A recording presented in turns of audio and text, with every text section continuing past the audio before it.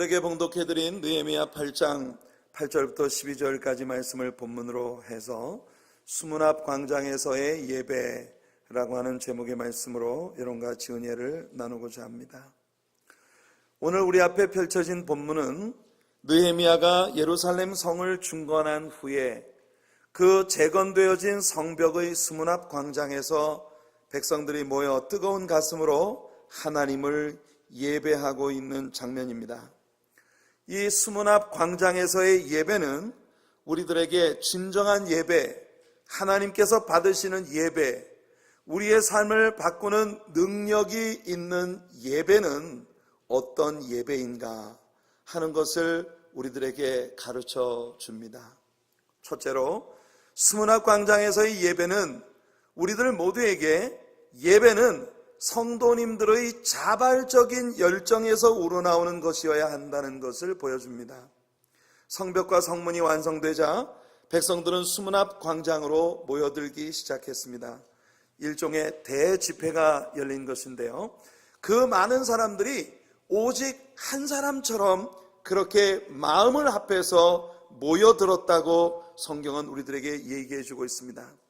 오늘 본문 앞에 나와 있는 느헤미야 8장 1절을 보시면 이렇게 말합니다. 모든 백성이 일제히 수문 앞 광장에 모였다고 말을 하고 있습니다. 여기에 중요한 두 개의 단어가 있습니다. 모든 백성 그리고 일제히. 이 말을 킹 제임스 버전에서 보게 되면 Now all the people gathered together as one man in the open square that was in front of the water gate, 이렇게 되어 있습니다. 수문 앞에 있는 열린 광장에 모든 백성들이 gathered together as one man, 마치 한 사람처럼 그렇게 모든 사람들이 여기에 모여들었다고 말을 하고 있습니다. 얼마나 아름다운 일입니까? 온 유다 백성들이 말이죠, 예배를 위해서 모였는데 마치 한 사람처럼 연합되고 일치된 마음, 같은 마음을 가지고 하나님의 제단 앞에 모여왔다는 것이에요.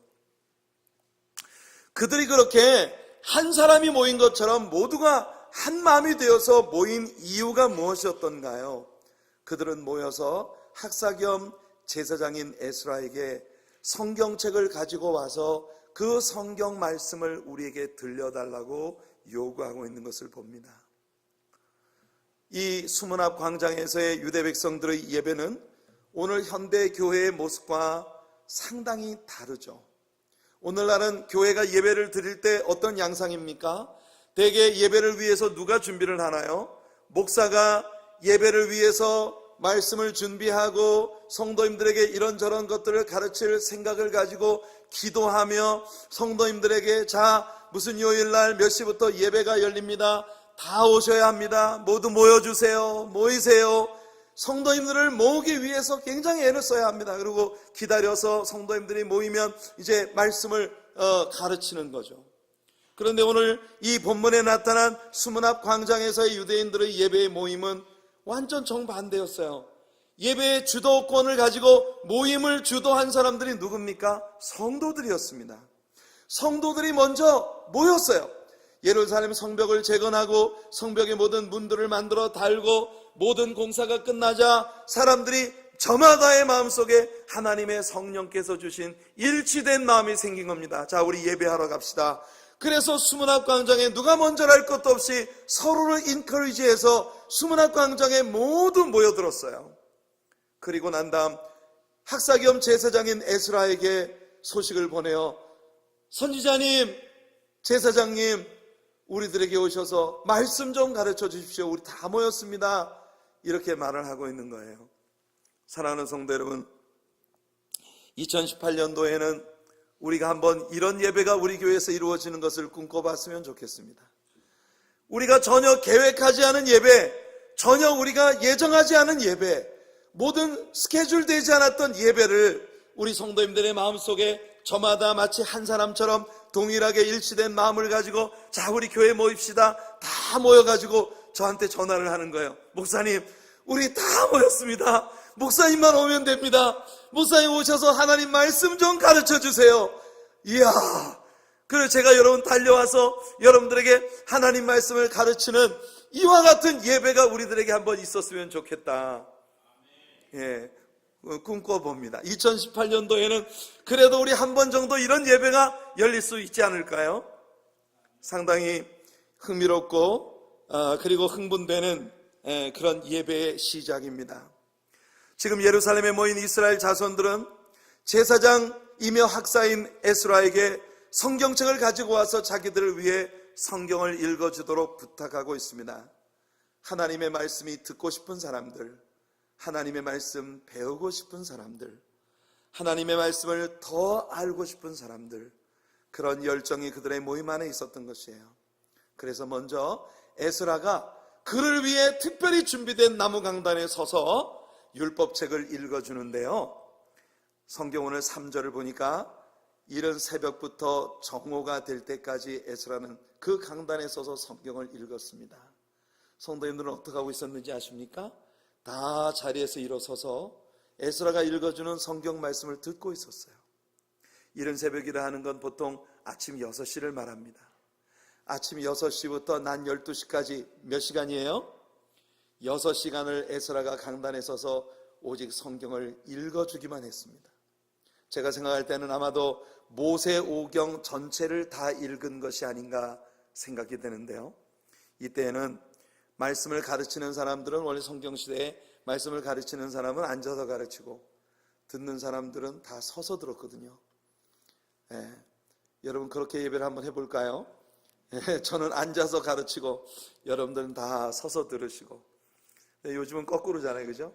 예배를 말씀을 배우는 사람들은 푹신푹신한 아주 컴포러블한 의자에 앉아서 예배를 드리고, 가르치는 목사는 서서 여러분들을 열심히 가르치는데, 여러분들이 조금이라도 내가 예배를 드리는 자리가 좀 언컴포러블하면 얼마나 불평을 많이 하겠습니까? 여러분 야구장 같은 데 가보세요. 의자가 얼마나 딱딱한 플라스틱 의자에 4시간 동안 게임이 끝날 때까지 앉아서 야구를 봅니다. 그래도 한 사람도 컴플레인 안 해요. 예배를 드리는 시간은 앉아있는 의자가 조금만 딱딱하고 불편해도 바로 컴플레인이 나오죠. 여러분 우리가 이 자리에 서서 6시간 동안 목사가 어떤 무슨 달콤한 설교를 들려준 것도 아니고 그냥 중구장창 창세기부터 신명기까지 성경을 읽어주기만 했는데, 그 6시간 동안 자리에 서서 성경을 읽는 것을 듣기만 하는 것을 통하여 그들 내부에 변화가 일어나기 시작했다는 것입니다. 생각해 보십시오. 사실 이 사람들은 이렇게 공개된 예배에서 성경 말씀이 읽혀지고 선포가 되어지는 일을 70년간의 포로 생활 가운데 갖지 못했던 사람들입니다.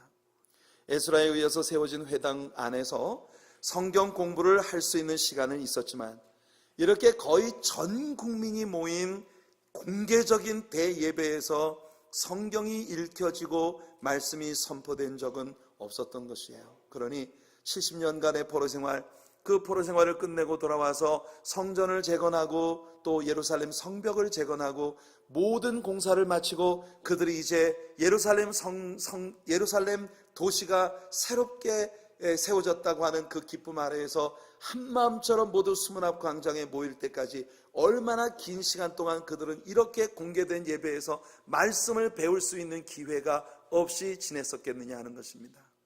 그러니까 이 사람들은 하나님의 말씀을 듣고 싶고 배우고 싶은 그 수많은 군중이 마치 한 사람과 같은 열정을 가지고 모이는 그런 역사가 일어난 것입니다.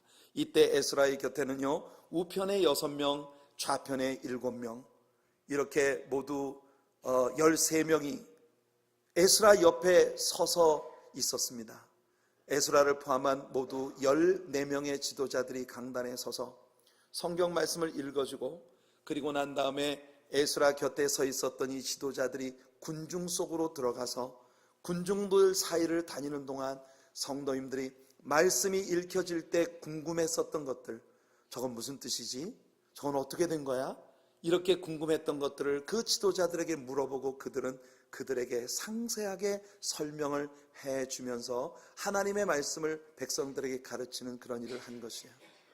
저는 우리 교회의 장로님들이 제 옆에 서서 제가 가르치는 말씀들을 성도님들이 궁금해하고 알고 싶어 할 때 성도들 사이를 다니면서 하나님의 말씀을 자세히 가르쳐 우리 성도님들로 하여금 깨닫게 하고 은혜를 받게 하고 그렇게 변화의 놀라운 역사가 일어나게 하는 그런 지도자들이 되는 날을 꿈꿉니다. 우리 교회 모든 장로님들이 교회를 폴리티컬한 상황, 폴리티컬한 문제에서 인도하는 일에만 아니라 성도님들을 영적으로 섬기고 가르치는 일에 동참할 수 있는 그런 지도자들로 성경이 디모데의 전후서가 디도서가 말하고 있는 그런 우리 장로님들로 세워지는 그런 귀한 축복이 우리에게 나타나게 되는 날이 곧 오게 될 줄로 믿습니다. 그래서 온 교우들이 일치된 한 마음을 가지고 함께 말씀을 배우며 말씀의 내용 때문에 변화를 경험하기 시작하는 놀라운 일. 여기서 우리는요, 하나님 앞에 올려드리는 제사의 형태가 완전한 변화를 가지는 모습을 보죠. 이때 이전까지는 하나님께 올려드리는 모든 제사가 양을 잡고 송아지를 잡고 염소를 잡아서 하나님께 올려드리는 그 짐승의 희생의 행위가 중심이 되어지는 예배였단 말이에요. 그렇게 제사를 드리는 그 sacrifice, 이 짐승의 희생이 전제되어진 행동이 움직이는 행동이 중심이 되었던 예배로부터 성가대가 찬양을 하고 하나님의 종들이 말씀을 가르치는 일이 예배의 중심이 되기 시작하는 오늘날의 우리들의 예배와 같은 형식의 예배로 전환되어지는 포인트를 오늘 우리의 본문 속에서 우리가 보고 있는 것입니다. 이때부터 예배는 찬양을 드리는 일과 말씀을 배우고 가르치는 일이 중심이 되어진 그런 예배로 전환이 되어진 것이에요. 이 예배에서 에스라는 백성들 앞에 하나님을 찬양했습니다. 말씀이 선포되어지기 전에 성가대가 하나님을 찬양하는 예배 중에 노래하는 자들이 하나님을 찬양하고 하나님의 종이 강단에서 하나님을 찬양하고 모든 백성들이 그 찬양에 화답하는 이와 같은 일이 먼저 선행되었다고 하는 것은 오늘 우리들의 예배가 성경적으로 드려지고 있는 예배라고 하는 걸 보여주는 것이에요. 이 예배에 찬양하는 사람들이 동원되었습니다. 말씀의 선포가 있기 전에 우리 찬양대원들처럼 노래하는 사람들이 하나님을 찬양했습니다. 에스라는 아삽의 후손들을 찬양하는 사람들로 세웠고 자기 자신도 말씀을 가르치기 전에 하나님을 송축했습니다. 백성들은 하나님의 이름의 영광이 돌려질 때 모두 자리에 엎드려서 얼굴을 땅에 대고 아멘 아멘 하면서 하나님을 찬양하는 일에 함께하는 모습을 봅니다. 느헤미야 8장 6절을 보면 에스라가 위대하신 하나님 여호와를 송축하며 모든 백성이 손을 들고 아멘 아멘 하고 응답하고 몸을 굽혀 얼굴을 땅에 대고 여호와께 경배하니라. 아마도 이때 에스라는 다윗의 시편 가운데서 찬양을 드렸겠지요. 그것이 이스라엘 백성들의 찬송집이었으니까. 그리고 우리가 가지고 있는 시편에 보니까 아삽 자손들의 작사 작곡한 새로운 노래들도 실려 있는데요. 그러니까 당시로서는 고전에 해당되던 시편의 노래집도 사용되었고 그 시대의 월십 리더로 세움받은 그런 신진 찬양 작가들에 의해서 만들어진 새로운 찬양과 경배집도 함께 예배에 사용이 되었던 것이에요. 아마도 어떤 곡들은 성도들이 모두 잘 알고 있는 익숙한 곡들도 있었을 것입니다. 그런 곡들이 나올 때는 모든 백성들이 힘차게 함께 손뼉을 치거나 손을 들고 여호와 하나님을 찬양하며 춤추며 노래를 불렀겠죠. 그러나 새로 만들어진 어떤 곡들은 아마 모든 군중들이 따라서 함께 노래 부르기가 상당히 어려웠을 수도 있습니다. 그럴 땐 그저 얼굴을 땅에 대고 엎드려 아멘 아멘 하면서 저 찬양팀이 부르고 있는 아름다운 노래에 내 마음도 함께 실어 올려드립니다. 그렇게 하나님 앞에 경배를 드렸던 것이에요. 예배에서의 찬양이 언제나 싱얼롱 타입으로 모두가 함께 부르기의 스타일로 드려지는 찬양이어야 할 필요는 없는 것입니다.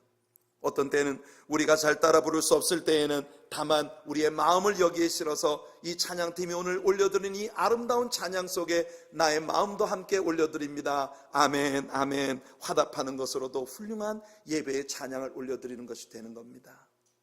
올드타이머들, 바로 이 포로 생활을 마치고 귀환하는 나이가 많이 들은 사람들은 다윗의 찬양을 굉장히 좋아했을 겁니다.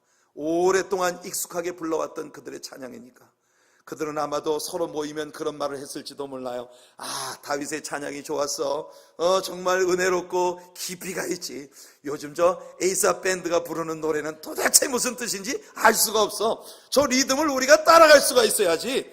이렇게 하면서 컴플레인을 했을지도 모를 일인 것이에요. 그러나 그들은 어떤 것에든 그들의 마음을 함께 쏟아 한 사람처럼 같은 마음을 품고 함께 예배할 수 있었던 것이에요. 이들의 월십, 그들의 경배의 개념은 엎드려서 얼굴을 땅에 대는 것입니다. 그들의 whole personality, 이 그들의 전 인격을 하나님 앞에 부복하고 엎드리는 것이에요. 히브리 말로 8장 6절에 사용되어진 경배라고 하는 단어는 샤카입니다. 샤카. 이 히브리어의 샤카라고 하는 말은 bowing down, 엎드린다는 의미를 가지고 있어요. 예배란 하나님의 임재 앞에 우리의 모든 것을 승복하고 엎드리는 것이에요. 오늘 이 자리에 모인 모든 성도님들이 한 마음으로 같은 사람처럼 as one man, 마치 한 사람처럼 그렇게 하나님의 제단 앞에 우리의 전 인격을 낮추고 부복하여 우리 하나님 앞에 우리의 마음을 드리는 그런 예배가 되기를 예수님 이름으로 축원해 드립니다. 두 번째로 이 수문앞 광장에서의 예배는, 진정한 예배에는 선포되어지는 말씀에 눈물로 화답하는 이 말씀에 대한 마음의 응답이 따르는 것이어야 한다는 걸 우리들에게 보여주고 있는 것이에요. 오늘 우리 본문을 보시면 9절에 백성들이 율법의 말씀을 듣고 다 울었다고 되어 있습니다. 백성들이 하나님 말씀을 들을 때 다 울었습니다. 그들은 아마도 공개된 예배 장소에서 하나님의 말씀이 선포되는 걸 처음으로 들은 사람들도 여기 있었을 것입니다. 포로 생활 중에 태어난 사람들 가운데 아직 이런 공적인 예배를 한 번도 참여해보지 못한 새로운 세대들도 있었을 테니까요. 그들은 처음으로 하나님 말씀을 들을 때 이런 생각을 했을 것입니다. 세상에 다 있네. 저 말씀에 알고 보니 다 있었네. 우리가 왜 70년 동안 포로 생활을 하면서 이렇게 갖은 고생을 해야 했는지 하나님이 이미 신명기에 벌써 말씀하셨네. 우리 조상들에게 너희가 나를 버리고 너희 곁에 남겨진 이방인들의 우상 숭배에 참여하고 나를 사랑하지 않고 내 말을 즐겨 순종하지 않으면 내가 너희를 열방으로 흩어버릴 것이라고 하는 말씀이 여기 있었는데, 그래서 하나님은 너희들이 그런 저주를 받지 말고 축복을 받기 위하여 마음을 다하고 힘을 다하고 성품을 다하여 주 하나님을 사랑하며 이 말씀을 너희의 모든 자녀들의 귀에 외워 들려라.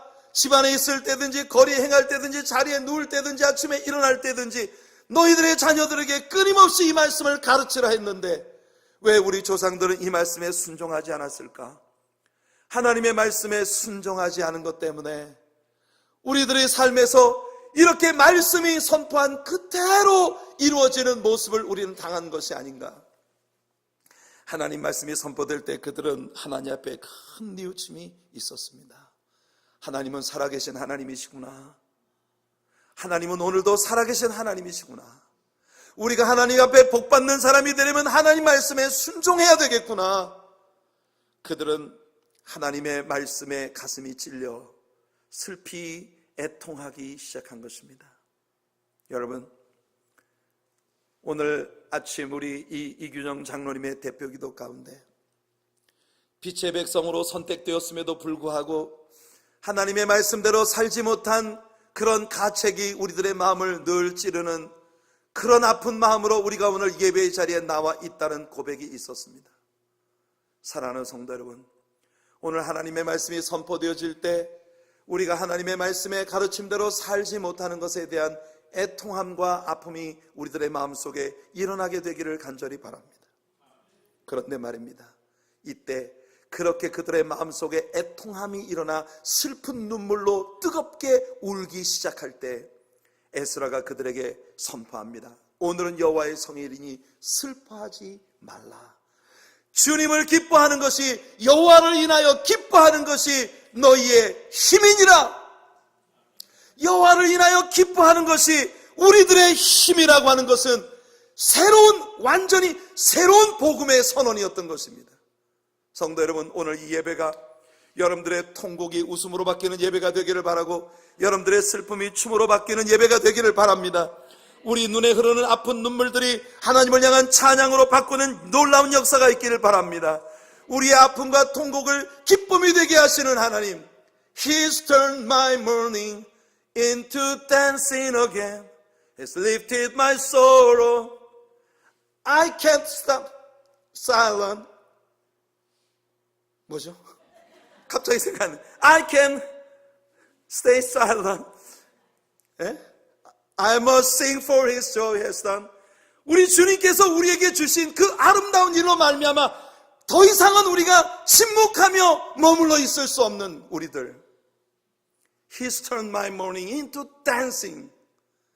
다시 우리를 춤으로 바꾸어 주시고 노래로 바꾸어 주시고 슬픔 대신 화관을 우리에게 씌워주시는 좋으신 하나님, 그 하나님과의 뜨거운 만남에 감동이 오늘 이 예배 가운데 있기를 바랍니다.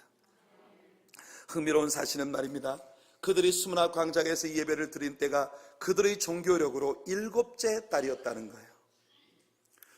이스라엘의 종교력으로 7째 달은 굉장히 의미 있는 달입니다. 하나님 바로 이때에 맞추어서 성벽이 완공되고 백성들이 모일 마음을 주신 것이에요. 왜? 7째 달은 대속죄일이 있는 달입니다. 욤키퍼. 7째 달의 10일은 대속죄일, 이스라엘 모두의 죄가 하나님 앞에 용서된 것을 선포하는 대속죄일이 있는 달이에요.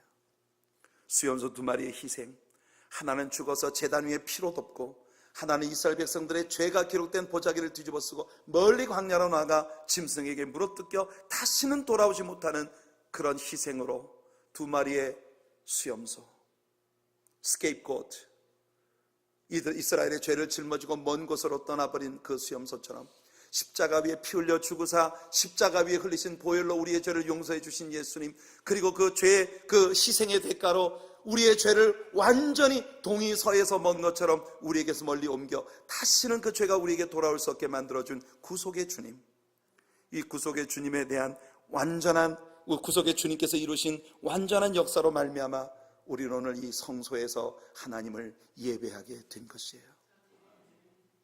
죄로 말미암은 우리의 슬픔과 우리의 삶의 상처로 말미암은 말할 수 없는 우리의 눈물과 통곡과 애통함이 오늘 예수님 때문에 춤으로 바뀔 수 있고, 노래로 바뀔 수 있고, 은혜로 바뀔 수 있고, 축복으로 바뀔 수 있게 된 것입니다. 시편 20편을 읽어드릴게요. 시편 20편은 다윗의 시편입니다.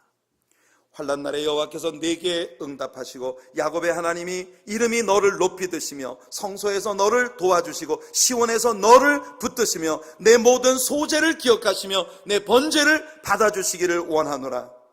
내 마음의 소원대로 허락하시고 내 모든 계획을 이루어 주시기를 원하노라. 우리가 너의 승리로 말미암아 계가를 부르며 우리 하나님의 이름으로 우리의 깃발을 세우리니 여호와께서 내 모든 기도를 이루어 주시기를 원하노라.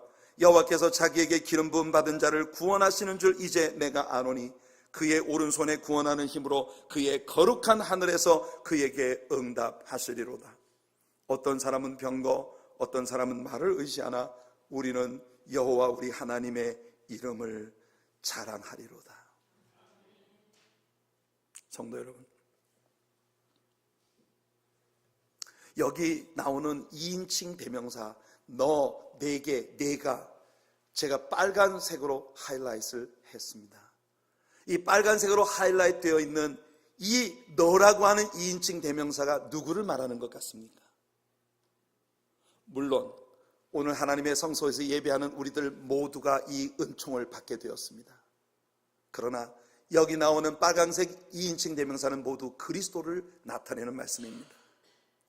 십자가 위에서, 시온산 위에서 예수님이 피 흘려 죽으셨기 때문에 예수님이 우리를 위하여 하나님께 올려드린 그의 소재와 번제를 우리 하나님께서 받아주셨기 때문에 오늘 우리는 여호와 하나님을 의지하여 새 힘을 얻고 축복받게 되었다는 것이에요. 환난 날에 여호와께서 그리스도께 응답하셨고 야곱의 하나님의 이름이 그리스도를 높이 드셨고 성소에서 그리스도를 도와주셨고 시온에서 그리스도를 붙드시며 그리스도의 모든 소재를 기억하시고 그리스도의 번제를 받아주셨기 때문에 그리스도의 소원대로, 그리스도의 계획대로 십자가 위의 보혈로 우리의 죄를 용서하시고자 하시는 하나님의 모든 뜻이 성취되었기 때문에 우리가 예수 그리스도의 승리로 말미암아 개가를 부르며 우리 하나님의 이름으로 승리의 깃발을 높이 세우게 되었다는 것입니다. 할렐루야.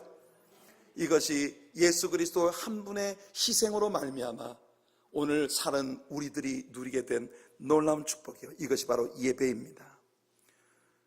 저는 여기 시편 20편 1절에서 하나님께서 당신 자신을 야곱의 하나님이라고 부르고 계신다는 사실에 늘 은혜를 받습니다.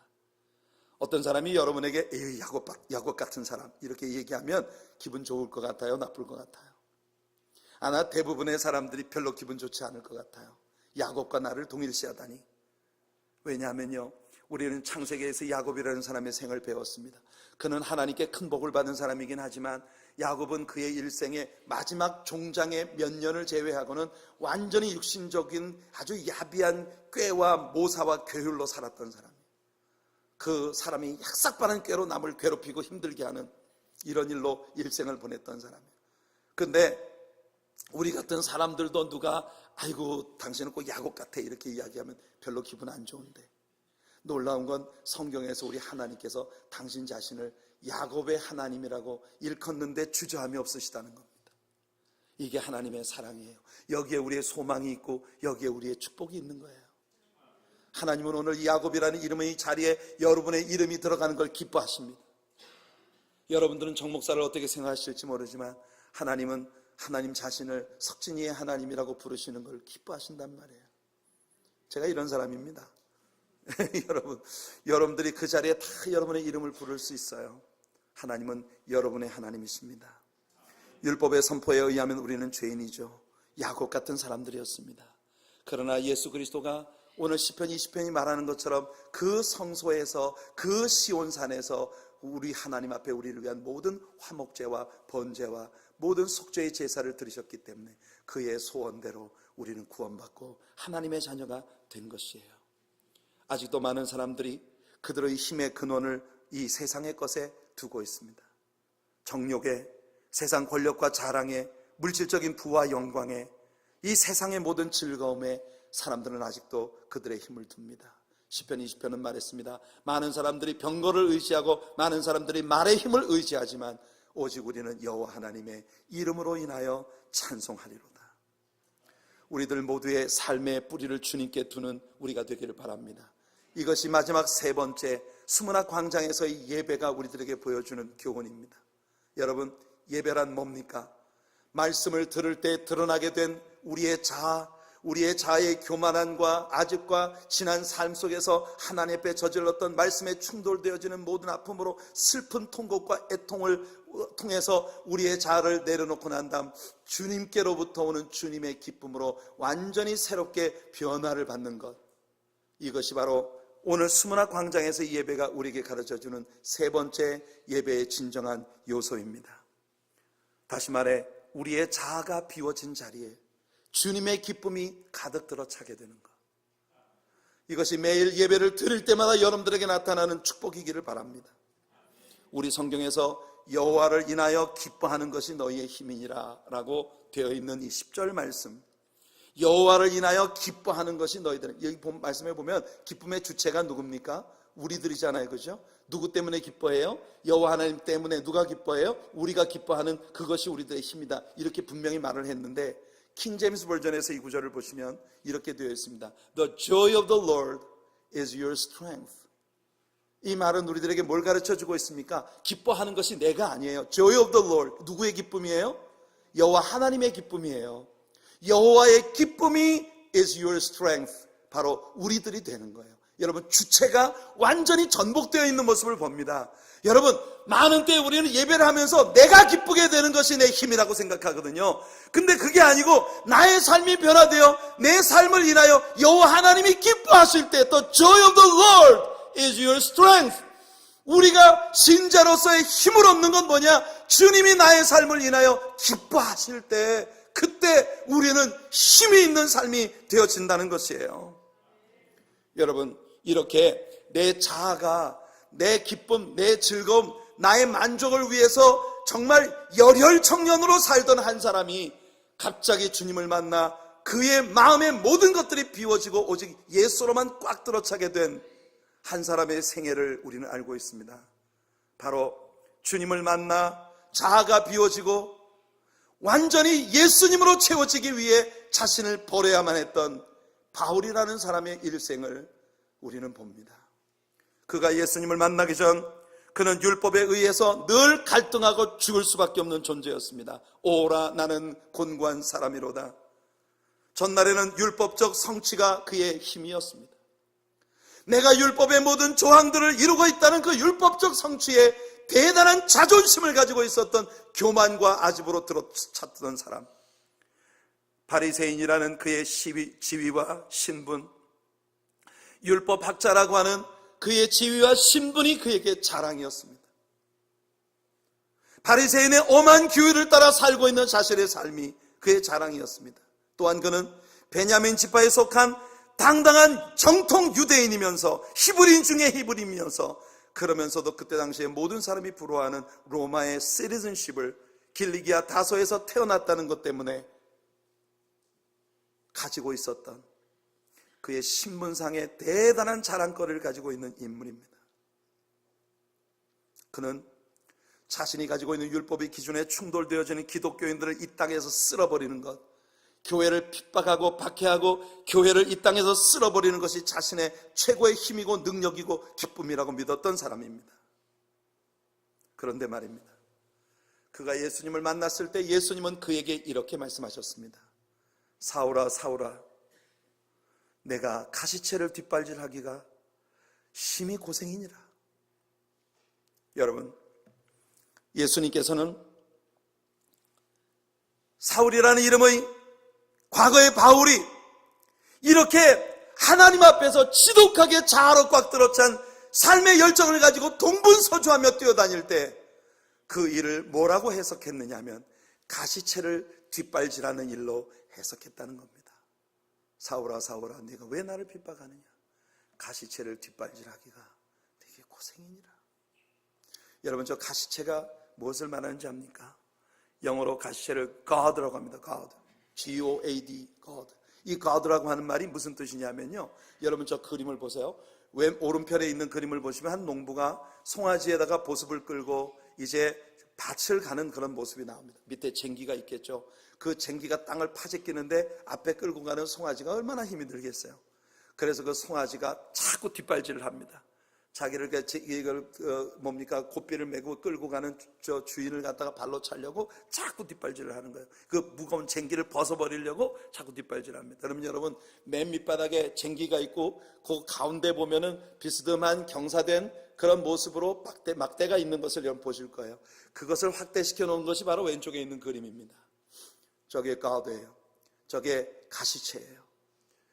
어떤 때는요, 사람들이 송판에다가 못을 거꾸로 박아가지고 그것을 저 뒤에다가 이렇게 대서 사용을 하기도 했습니다. 그게 가시채입니다. 송아지가 자기 나름대로 지 힘대로 간다고 뒷발질을 막 하는데 뒷발질을 하면 할수록 저 뾰족뾰족한 그 끝에 찔려서 사정없이 여러분 고통을 받는 거예요.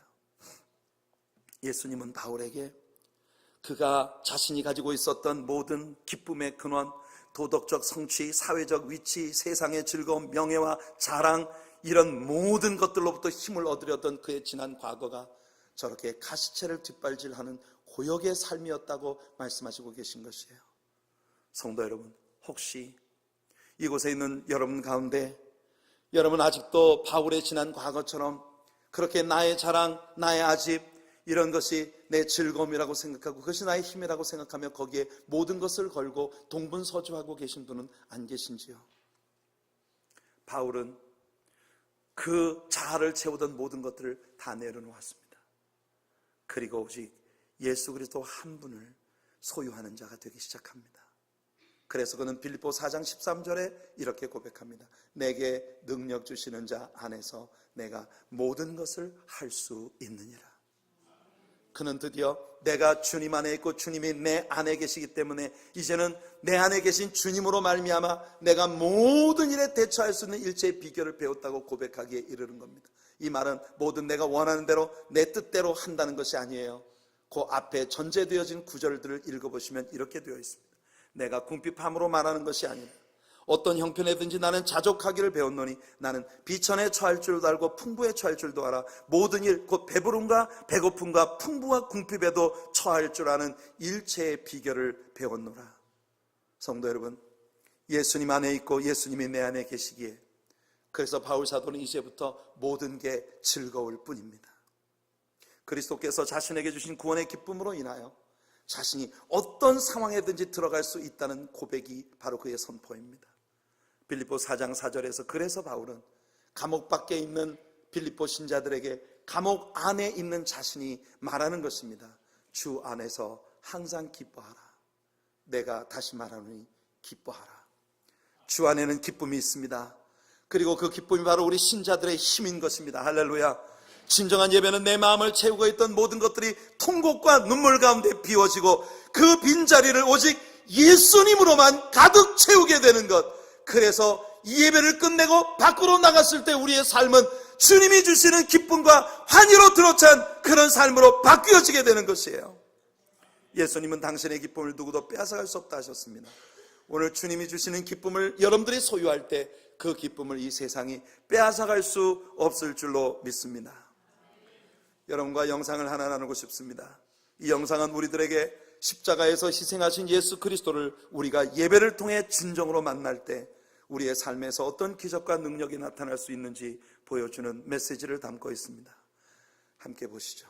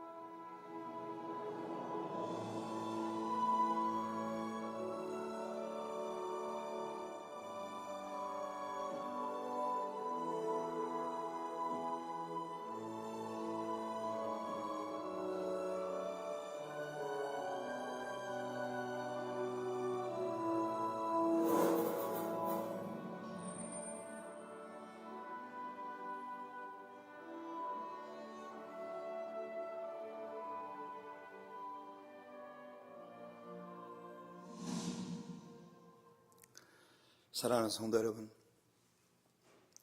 이 영상을 보면서 저는 크게 볼드로 되어진 두 개의 문장에 집중을 하게 되었습니다. 첫 번째 문장은 다 죽인다 였습니다.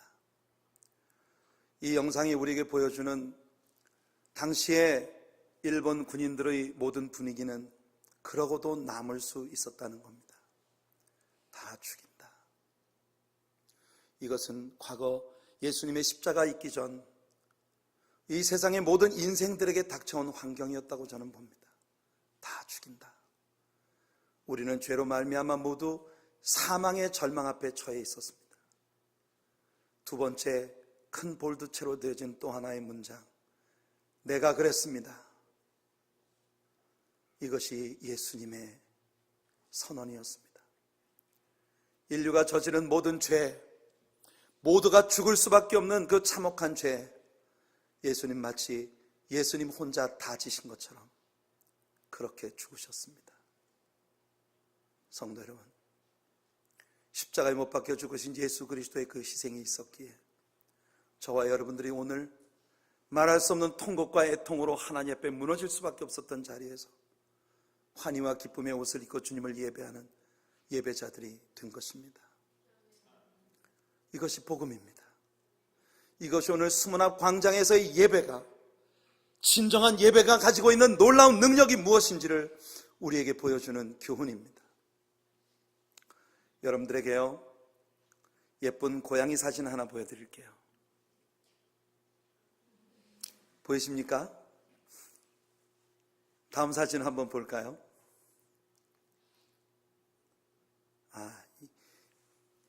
너무 어두워서 안 보이네요. 예, 저 앞에 보이는 거 선명한데.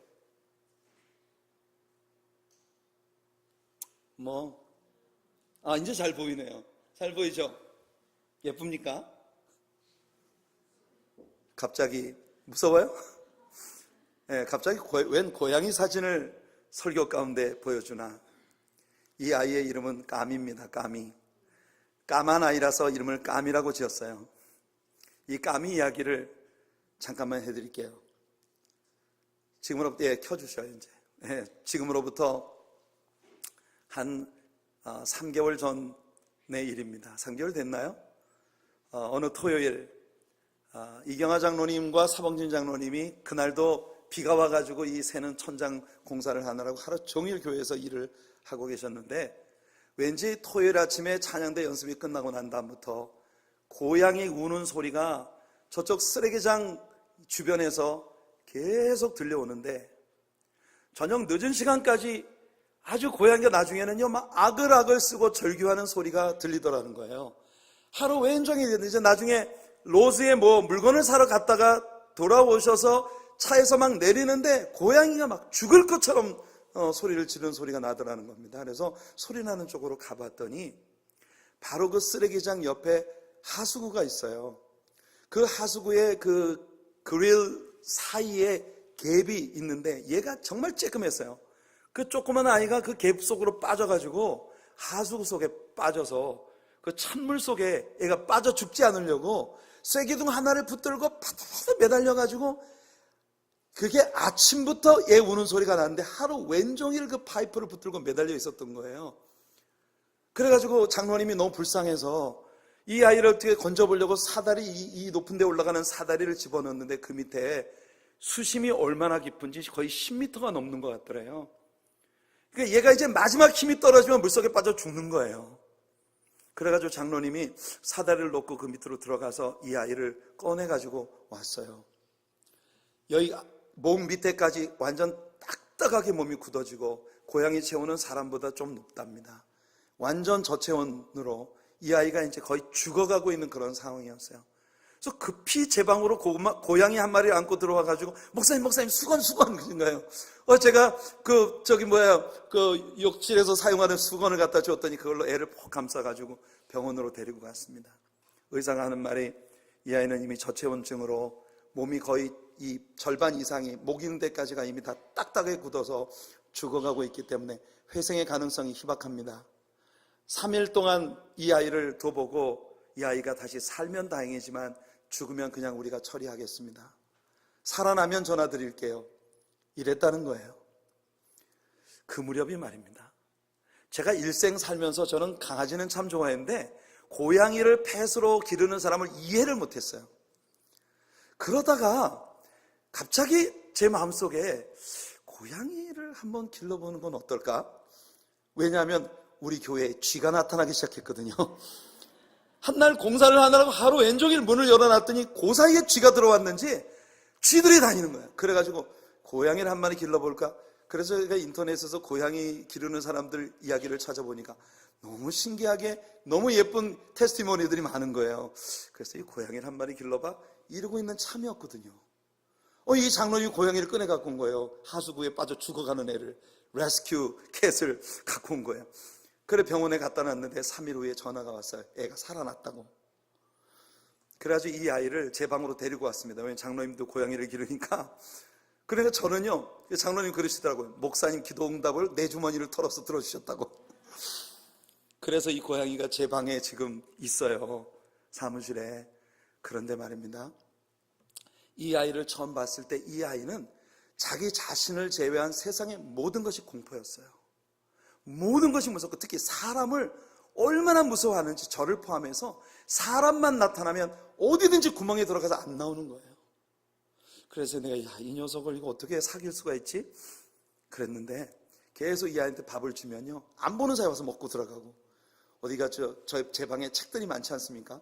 그 책꽂이에 책 사이에 쑥 들어가서 숨어요.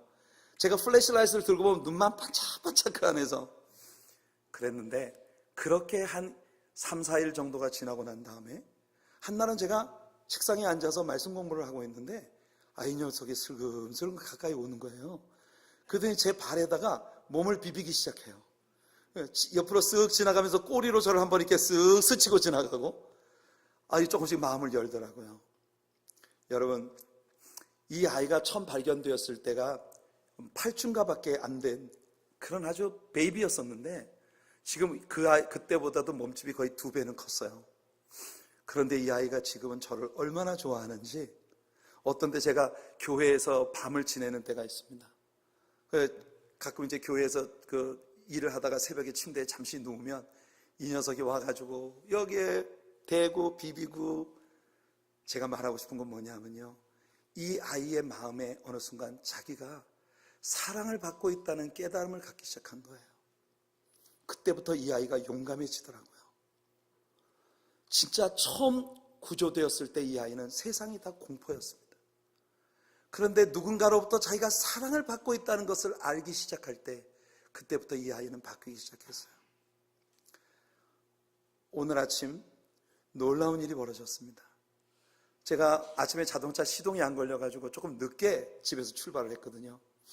교회에 막 도착을 해서 허쭉 문을 딱 열었는데 이 아이가 앞에 뭘 넣고 자랑스러운 눈으로 나를 바라보고 있는 거예요. 딱 보니까 쥐를 잡았어. 밤에 이 아이가 쥐를 잡아가지고 내가 오면 보여줄 거라고 제가 들어오는 문 앞에 이 쥐를 갖다 놓고 나만 이렇게 기다리고 있는 거예요. 이야, 드디어 고양이 구실을 했습니다. 여러분, 갑자기 고양이 이야기로 제 설교에 받았던 감동을 다 잊게 하는 게 아닌가. 여러분, 저는 이 까미를 볼 때마다 예수 그리스도 안에서 구원받은 저 자신을 생각합니다. 내가 그렇게 사망으로 이미 거의 다 빠져들어갔던 그런 존재가 아닌가. 그런데 주께서 나를 구해 주셨습니다. 처음에 나는 모든 것이 두려움이었을 뿐이지만 그러나 지금은 제가 주께서 나를 사랑하신다는 걸 압니다. 그렇기 때문에 마음에 확신이 있죠. 성도 여러분, 그것이 우리들의 위치입니다. 하나님이 여러분을 사랑하십니다. 그 사랑 안에서 살아가는 확신 들어 찬 여러분들의 삶이 되기를 예수님 이름으로 축원해 드립니다.